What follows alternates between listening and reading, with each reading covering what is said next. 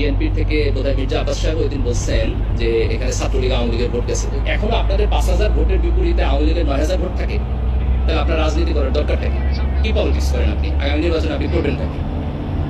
উনি বলছে ছাত্র শিবির এই জামাত ইসলামের লোকেরা আইডেন্টিফাইড না। গত 15 বছর আওয়ামী লীগ তাদেরকে ফাঁসি দিচ্ছে। আপনার কয়জন নেতারে ফাঁসি দিচ্ছে? আগে আমি প্রেজাসকে কয়েকটা পয়েন্ট একটু রিফিউট করি, কারণ উনি যে অ্যাঙ্গেল থেকে বলছেন এটা অত্যন্ত আপত্তিজনক। যেমন ধরেন উনি প্রথমে একটা জিনিস বলতে চাইলেন যে জামাতের রাজনীতি ক্লিয়ার না, উনি বুঝেন না, এবং কে কে জামাত করে এটা আইডেন্টিফাইড না। অথচ ওনারা কিন্তু জামাতের সাথে একসাথে 4 দলীয় জোট করছেন, আওয়ামী লীগের এগেনস্টে আন্দোলন করছেন, আন্দোলনের পরে ওনারা সরকার গঠন করছেন। জামাত ইসলামের 2 জন ওনাদের মন্ত্রী পরিষদে ছিল। ওনারা যখন শিবির এবং ছাত্র দল আপনার সর্বদলীয় ছাত্র ঐক্য করছে, সকল ক্যাম্পাসে হচ্ছে তারা আন্দোলন করছে, পল্টনে জনসভা করছে, তাদের মধ্যে বিভিন্ন ধরনের মিটিং হয়েছে। আমি তখন ঢাকা বিশ্ববিদ্যালয়ের ছাত্র ছিলাম, এই সর্বদলীয় ছাত্র ঐক্যের এই প্রোগ্রাম মিটিং আমার এখনো মনে আছে।